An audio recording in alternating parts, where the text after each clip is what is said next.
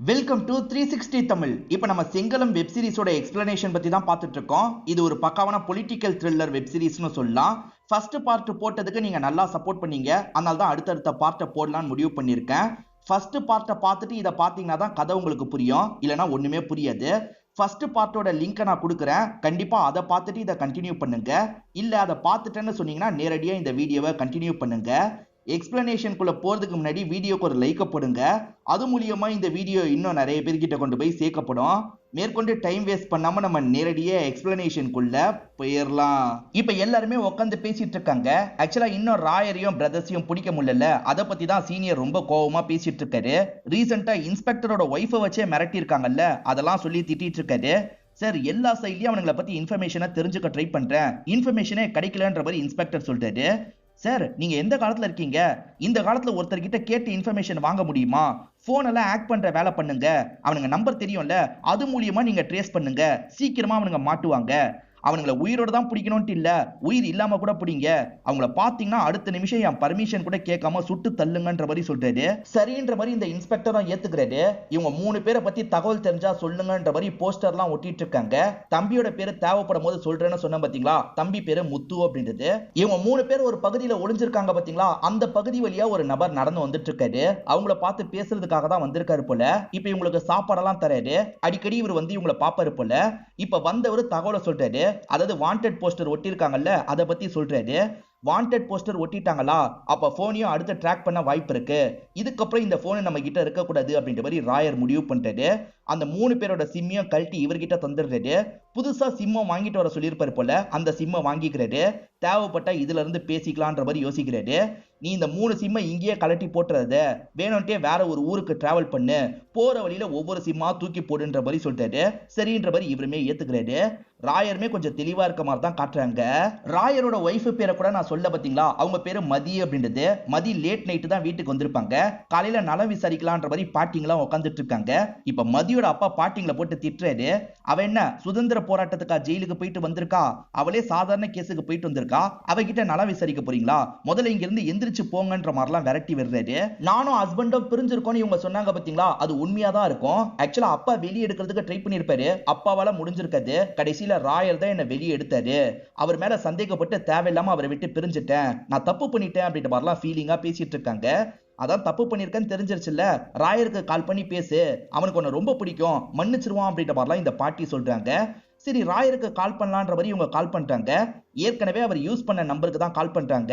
அவர் தான் சிம்மை கழட்டிட்டார்ல, அதனால கால் போகவே மாட்டேங்குது. என்ன கால் போலன்ற மாதிரி யோசிக்கிறாங்க. சரி, அவனோட அம்மா வேலைக்கு கால் பண்ணுன்னு பாட்டி சொல்றாங்க. இவங்களுமே வேலைக்கு கால் பண்றாங்க. அவங்க ஷேர் ஆட்டோல வந்துட்டு இருக்காங்க. பேசுறதே கேட்க மாட்டேங்குது போல, யார் பேசுறாங்கன்னு தெரியாம காலை கட் பண்ணிடுறாங்க. அதுக்கப்புறம் தான் மருமக கால் பண்ணிருக்கிறது தெரியுது. நீ தான் பேசினியாமா, இப்பதான் மாமியார் கிட்ட பேச தோணுச்சான்ற மாதிரி ரொம்ப ஆசையா பேசுறாங்க. இவ்வளவு நல்லபடியா பேசுற அத்தை கிட்ட பேசாம இருந்துட்டுமேன்ற மாதிரி மதியம் ஃபீல் பண்றாங்க. இப்ப அத்தை கிட்ட சந்தோஷமா பேச ஆரம்பிக்கிறாங்க. அப்படி பேசிட்டு இருக்கும் போதே கால் கட் ஆயிருது. ஆக்சுவலா மதியோட போன்ல சார்ஜ் இருக்காது, அதனால தான் கட் ஆயிருக்கு. சரி, அப்புறமா கால் பண்ணுவான்ற மாதிரி இவங்க நடந்து போயிட்டு இருக்காங்க. அந்த இடத்துல 3 பேர் இவங்களையே குறுகுறுன்னு பாக்குறாங்க. அதுல ஒருத்தர் வேணும்ட்டே அவர் வச்சிருக்க பைய கீழே போடுறாரு. அக்கா, இது உங்க பையா பாருங்கன்ற மாதிரி இவங்க கிட்ட கேக்குறாரு. இவங்களுமே பக்கத்துல போய் அந்த பையை எடுத்து பாக்குறாங்க. இல்ல தம்பி, இது ஏன் பை இல்லன்ற மாதிரி திரும்பி அவர்கிட்டயே தராங்க. அப்ப பின்னாடி இருக்க 3 பேர் இருக்காங்கல்ல, சட்டுன்னு இஷ்டத்துக்கு அருவாள் எடுத்து இவங்களை வெட்ட ஆரம்பிக்கிறாங்க. இவங்க 4 பேருமே இவங்களை கொல்றதுக்காக தான் வந்திருக்காங்க போல. இப்ப கொடூரமா இந்த இடத்துல காலி பண்ணிட்டு இருக்காங்க. இப்ப கொஞ்சம் சார்ஜ் போட்டோன்னா மருமக இருக்காங்கல்ல, திரும்பி இவங்களுக்கு கால் பண்றாங்க. ஆனா போனை இவங்க எடுக்க மாட்டாங்க. காரணம் இவங்களோட உயிர் இந்த இடத்துல போயிருக்கும். அன்று ஒரு நாள்னு போட்டு பாஸ்ட்ல நடந்த விஷயத்தை காட்டுறாங்க.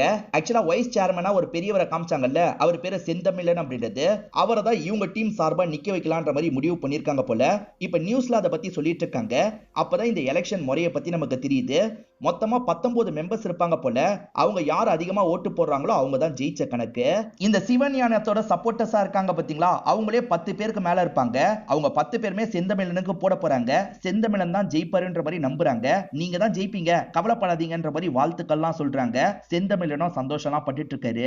ஆனா ரவிச்செல்ல பையில ஒரு வேலை பண்ணிருக்காரு. அவங்கள ஒருத்தர்கிட்ட 20 லட்சம் ரூபாய் தந்திருக்காரு. நீ எங்க ஆளுங்களுக்கு தான் ஓட்டு போடணும், சைலண்டா இந்த விஷயத்த பண்ணணும்னு சொல்லியிருப்பாரு. கண்டிப்பா நம்ம ஆள் பண்ணிருவான்ற மாதிரிலாம் கணேசமூர்த்தி கிட்ட சொல்றாரு. சோ அவங்க தான் ஜெயிப்பாங்கன்னு அவங்க நினைக்கிறாங்க. இப்ப சிவஞானம் இருக்கார்ல, நடேசா வான்ற மாதிரி கூப்பிடுறாரு. அவருக்கு அரசியல்ல இன்ட்ரெஸ்ட் இல்லனாலும் அப்பா சொல்றதுனால இந்த இடத்துக்கு வந்து உட்கார்றாரு. அதே மாதிரி இவர் மருமகளையும் இந்த இடத்துக்கு வர வச்சிடுறாரு. இப்ப ஓட்டெல்லாம் என்ன ஆரம்பிச்சிடுறாங்க. அவங்களுக்கு ஒண்ணு வருது, இவங்களுக்கு ஒண்ணு வருது, அவங்களுக்கு 4 வருது, இவங்களுக்கும் 4 வருது. இப்படி ஈக்குவலா தான் போயிட்டு இருக்கு. ஒரு ஸ்டேஜ்ல 9-9 வந்துருது. இப்ப கடைசி ஓட்டு தான் வெற்றியை முடிவு பண்ண போகுது. என்னதான் ஆக போகுதுன்ற மாதிரி எல்லாருமே ஆர்வமா பார்த்துட்டு இருக்காங்க. இப்ப ரெண்டு டீமையும் ஷாக் ஆகிற மாதிரி ஒரு ரிசல்ட் வருது. அதாவது மற்றவையில அது போயிருது. அதாவது ரெண்டு பேருமே வேணான்ற மாதிரி மற்றதுல அவங்க ஓட்ட போட்டிருக்காங்க போல. அதனால ரெண்டு பேருமே வின்னர்ஸ் கிடையாது அப்படின்ற மாதிரி அறிவிக்கிறாங்க. இப்ப கணேசமூர்த்தி பயங்கரமா டென்ஷன் ஆயிடுறாரு. நம்ம தானே ஜெயிச்சிருக்கணும், எதுக்காக ஜெயிக்கல? நீ உண்மையிலேயே காசை தந்தியா இல்ல நீ ஆட்டிய போட்டுட்டியான்ற மாதிரி பாக்குறாரு. தலைவரே, நான் உண்மையிலேயே காசை தந்தேன், அவனுக்கு நான் கொஞ்ச நேரம் கழிச்சு கால் பண்ணி பேசுறேன் அப்படின்ற மாதிரிலாம் சொல்றாரு. நம்ம டீம்ல யார் இப்படி பண்ணிருப்பான்ற மாதிரி எல்லாருமே யோசிச்சுட்டு இருக்காங்க. சரி விடுங்க பாத்துக்கலான்ற மாதிரி செந்தமிழன் கார்ல ஏறி கிளம்புறாரு. இப்ப கொஞ்ச நேரத்துல இவங்க செட் பண்ண ஆள் கிட்ட இருந்து கால் வருது. கணேசமூர்த்தி என்ன பண்றாருன்னா சட்டுன்னு ஸ்பீக்கர்ல போட்டுறாரு. அப்பதான் அந்த ஆள் யாருன்றதை நமக்கு காட்டுறாங்க. விசுவாசமா இருக்கவங்கள செலக்ட் பண்ணுங்கன்னு ஒருத்தர் சொன்னாரு பாத்தீங்களா, அவர் பேரு பாண்டி அப்படின்றது. அவர் தான் 20 லட்சம் ரூபாய் காசு வாங்கியிருக்காரு போல. காசு வாங்கிட்டு எதுக்காக இந்த மாதிரி பண்ணன்ற மாதிரி இவர் கேக்குறாரு. என்னைக்குமே நான் சிவஞானம் ஐயாவோட விசுவாசி அப்படின்ற மாதிரி இவன் சொல்றான். அப்ப வாங்கின காசை திரும்பி தாரான்ற மாதிரி இவங்க கேக்குறாங்க. அதெல்லாம் உங்களுக்கு ஒரு காசா, எங்கேயோ தூக்கி போட்டதா நினைச்சுக்கோங்க, நானே வச்சுக்கிறேன்ற மாதிரிலாம் கிண்டல் பண்ணிட்டு இருக்காரு. இப்பதான் சிவஞானத்துக்கு போன் கால் வருது. இவரும் அட்டன் பண்ணி பேச ஆரம்பிக்கிறாரு. யார்கிட்ட பேசுறாருன்னு பாத்தீங்கன்னா இந்த பாண்டி கிட்ட தான் பேசுறாரு. பாண்டி, நான் சொன்ன மாதிரியே பண்ணிட்டேன்னு சொல்றாரு. ஆக்சுவலா இவர் தான் பாண்டிய மற்றவைக்கு போட வச்சிருப்பாரு. செந்தமிழன் ஜெயிச்சிட்டா திரும்பி அவரை எந்திரிக்க சொல்லும் போது எந்திரிக்கலனா பிரச்சனை இல்ல, அதனால தான் செந்தமிழன் ஜெயிக்காத மாதிரி இவரை நிறுத்தி வச்சிருப்பாரு. இத பார்த்துட்டு இருக்க பசங்களே மிரண்டு போயிடுறாங்க. என்ன இப்படி பண்ணிருக்காருன்ற மாதிரி யோசிக்கிறாங்க.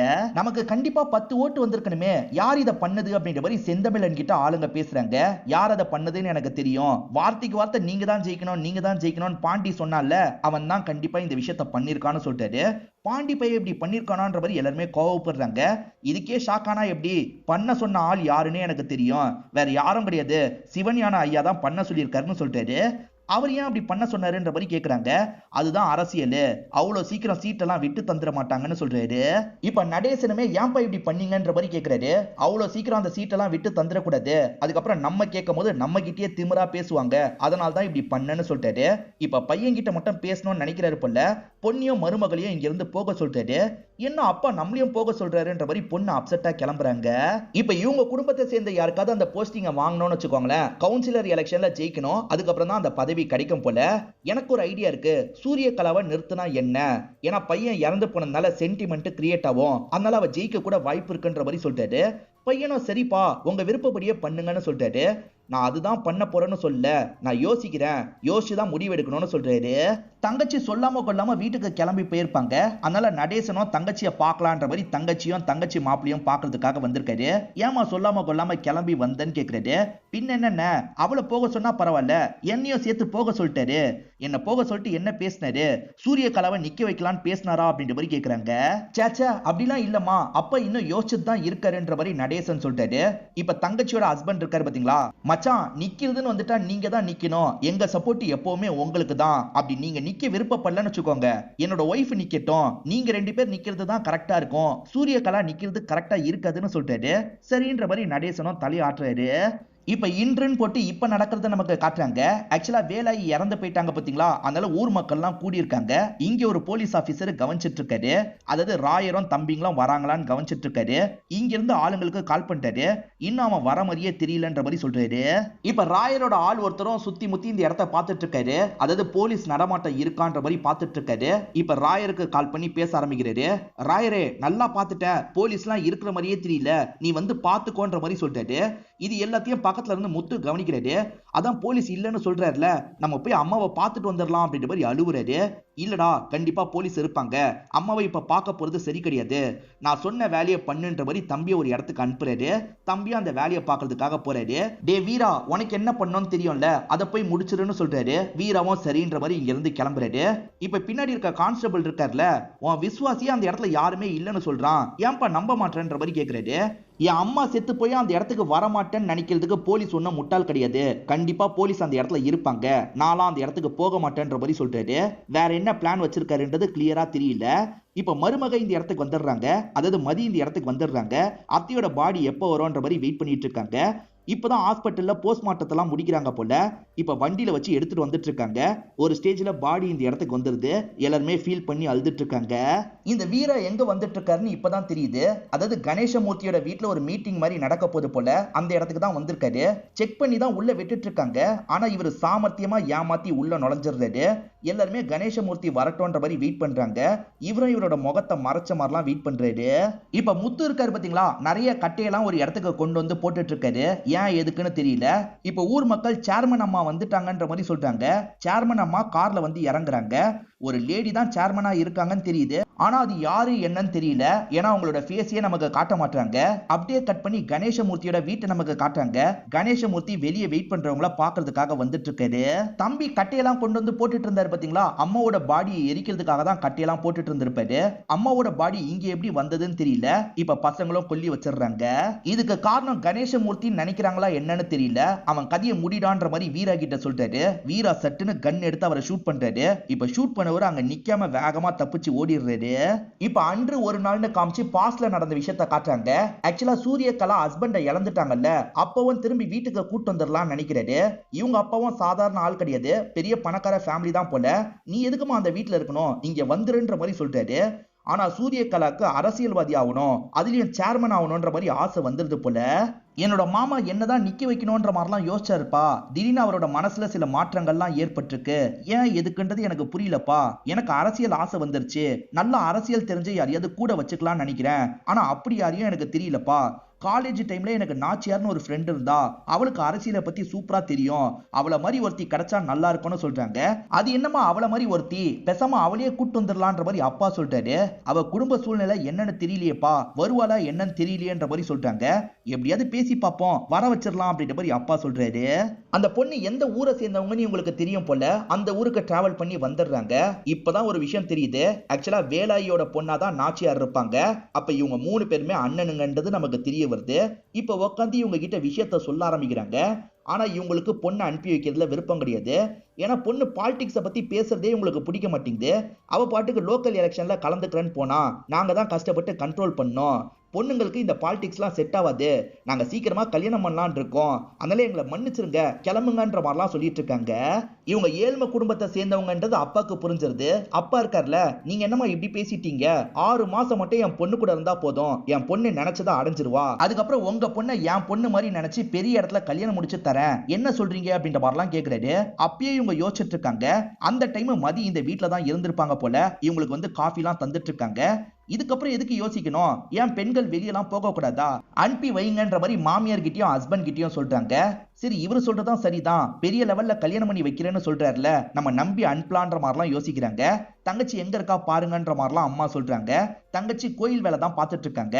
கோயில்ல கிளீன் பண்ற வேலையெல்லாம் ஆளுங்களை வச்சு பண்ணிட்டு இருக்காங்க. வீரா இருக்காரு பாத்தீங்களா, சூரியகலாவையும் அப்பாவையும் இந்த இடத்துக்கு கூட்டு வந்துடுறாரு. சூரியகலாவை பார்த்து இவங்க பயங்கரமா சந்தோஷப்படுறாங்க. நீ எதுக்கடி கல்யாணத்துக்கு வரலன்ற மாதிரி சூரியகலா கேக்குறாங்க. என் அண்ணனுங்க ஊர்ல இல்ல, அம்மாவை பாத்துக்கணும்ல, அதனால தான் இருந்துட்டேன், என்ன மன்னிச்சிரு அப்படின்ற மாதிரிலாம் சொல்றாங்க. அதே மாதிரி சூரியகலா ஹஸ்பண்டை இழந்திருக்காங்கல்ல, அதனால நலம் விசாரிக்கிற மாதிரி சில கேள்வி எல்லாம் கேட்டுட்டு இருக்காங்க. இவங்க நிறைய பேரை வச்சு வேலை பார்த்துட்டு இருக்காங்கல்ல, நீ இன்னும் கொஞ்சம் கூட மாறல, இப்பயும் மத்தவங்களை வச்சுதான் வேலை பார்த்துட்டு இருக்க அப்படின்ற மாதிரி நாச்சியார் கிட்ட சொல்றாங்க. அதுக்கு நாச்சியார் இருக்காங்கல்ல, வேலை பார்த்தவனை பத்தி இந்த உலகம் பேசாது, நிறைய பேரை வச்சு வேலை வாங்கினா பத்தியா, அவனை பத்தி மட்டும்தான் இந்த உலகம் பேசும், அதனால தான் இப்படின்ற மாதிரி ஸ்டைலா கண்ணாடி எல்லாம் போடுறாங்க. இவங்களுமே அவங்க பேசுறதை கேட்டு சிரிக்கிறாங்க. இங்கதான் நமக்கு 5th எபிசோட முடிக்கிறாங்க. இப்ப இன்றுன்னு போட்டு இப்ப நடந்த விஷயத்த காட்டுறாங்க. கணேசமூர்த்தி இறந்து போயிட்டாரு பாத்தீங்களா, அவர் கட்சியில இருக்க ஒரு முக்கியமான ஆளு பாக்குறதுக்காக வந்திருக்காரு. இவரை பொறுத்த வரைக்கும் மந்திரி லெவல்ல இருப்பாரு. இவரோட பேரு குரு அப்படின்றது. இவருமே வந்து மரியாதைலாம் செலுத்திட்டு இருக்காரு. இப்ப ஆளுங்களோட இங்க இருந்து கிளம்பி போறாருல, கமிஷனரை பிடிச்சி பயங்கரமா திட்டுறாரு. நீங்களாம் என்னதான் பண்ணிட்டு இருக்கீங்க, எப்பதான் அந்த ராயரையும் பிரதர்ஸையும் பிடிப்பீங்கன்ற மாதிரிலாம் திட்டுறாரு. சார் ட்ரை பண்ணிட்டு தான் இருக்கோம், சீக்கிரமா பிடிச்சிடுறேன்ற மாதிரி கமிஷனர் சொல்றாரு.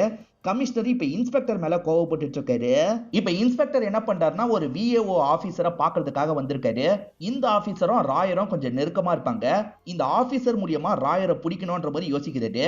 உங்களுக்கு பிரச்சனை வரக்கூடாதுன்னா அந்த ராயரை எங்க கிட்ட மாட்டணும். அந்த ராயரோட நம்பர் தெரியும்ல, அவன் புதுசா தான் ஒரு நம்பர் யூஸ் பண்றான், பழைய நம்பரை எங்கேயோ டிஸ்போஸ் பண்ணிருக்கான், நீங்க அந்த புதுசான நம்பர் கிட்ட கால் பண்ணி பேசணும் அப்படின்ட்டு மாதிரிலாம் சொல்லிட்டாரு.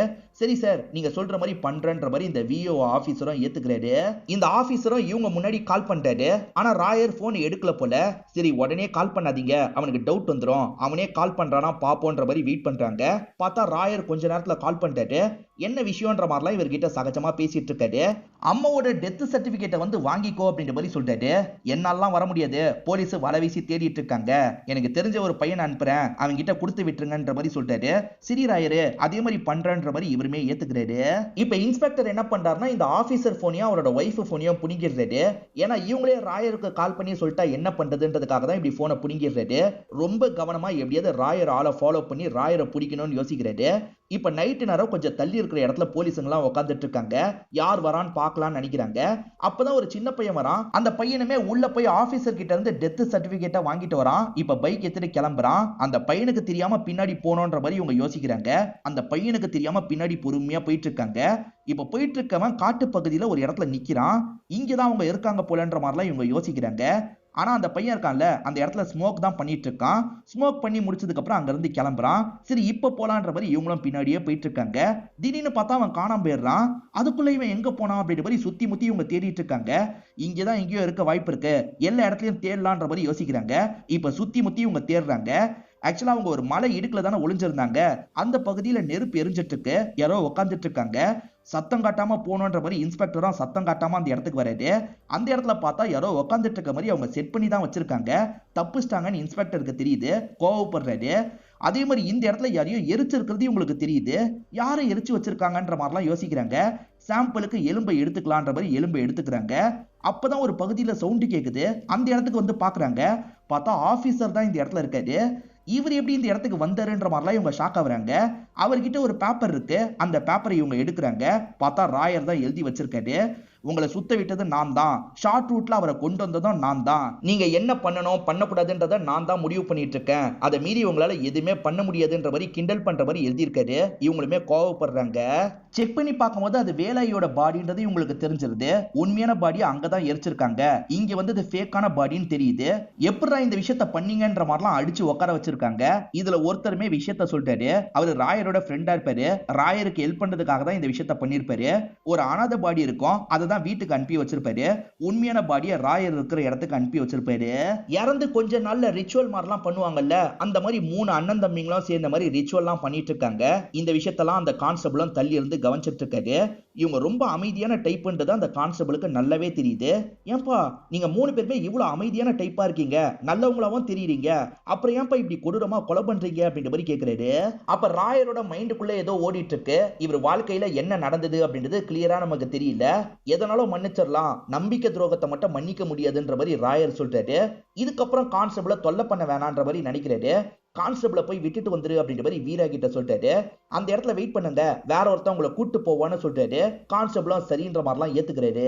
வீரா கான்ஸ்டபிளை விட்டுட்டு வேற ஒரு வேலை பண்ணணும் அப்படின்ற மாதிரி வீரா கிட்ட ஒரு வேலையை பத்தி சொல்லிடுறாரு. இப்ப வீரா இருக்காருல, கான்ஸ்டபிளை ஒரு இடத்துல இறக்கி விடுறாரு. கொஞ்சம் தள்ளி போங்க, ஒரு கோயில் இருக்கும், அங்கேயே வெயிட் பண்ணுங்கன்ற மாதிரி இங்க இருந்து கிளம்பி போயிடுறாரு. இந்த கணேசமூர்த்தி இறந்து போனதுக்கான இரங்கல் கூட்டம் நடந்துட்டு இருக்கு. அதுக்கான ஏற்பாடெல்லாம் கரெக்டா நடக்குதா அப்படின்ற மாதிரி ரவி செல்லப்பா கால் மூலியமா கேட்டு தெரிஞ்சுக்கிறாரு. இப்ப ரவி செல்லப்பா ரொம்ப சந்தோஷத்துல இருக்காரு. என்னாச்சு சந்தோஷமா இருக்கீங்கன்னு ஒய்ஃப் கேக்குறாங்க. அந்த ஆளுக்கு அடுத்த பொசிஷன்ல நான் தான் இருந்தேன், இப்ப அந்த ஆளோட பவர்லாம் எனக்கு கிடைச்சிரும், அதான் சந்தோஷமா இருக்கேன், காரை கூட சீக்கிரமா பெருசா மாத்தணும்ன்ற மாதிரி சொல்லிட்டாரு. ஒய்ஃப் நகை எடுக்கணும்னு சொல்லியிருப்பாங்க.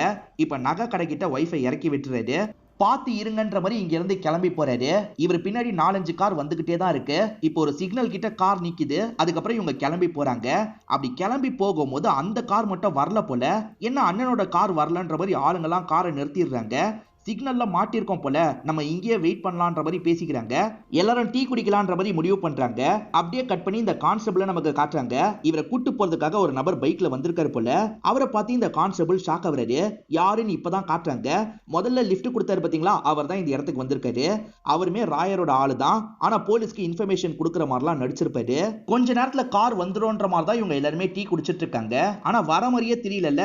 அண்ணனுக்கு கால் பண்ணலான்ற மாதிரி கால் பண்ணி பாக்குறாங்க. ஆனா அவர் போனையே எடுக்க மாட்டாரு.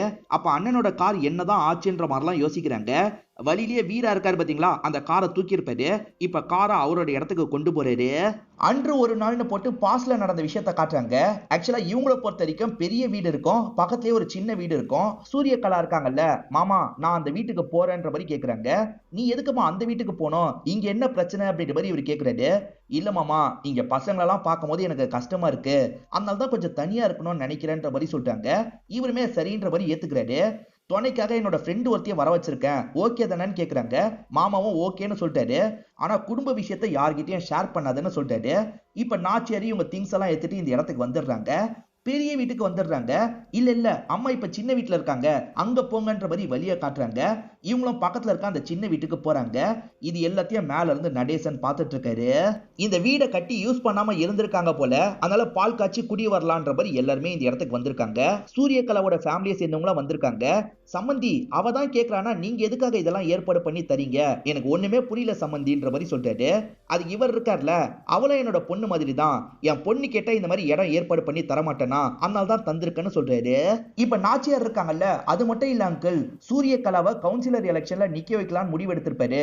கவுன்சிலர் எலெக்ஷன்ல ஜெயிச்சுட்டா அவ தானே அடுத்த சேர்மன், அவளுக்கு கொஞ்சம் பிரைவசி தேவையில்ல, நிறைய பேர் பார்க்க வருவாங்கல்ல, அதுக்காக கூட இப்படி பண்ணிருக்கலாம்ன்ற மாதிரி சொல்றாங்க. நாச்சியார் சட்டுன்னு இந்த மாதிரி சொல்லிட்டாங்கல்ல. இப்ப சிவஞானத்துக்கு எப்படி ரியாக்ட் பண்றதுன்னு தெரியாம அமைதியா இருந்துட்டு இருக்காரு.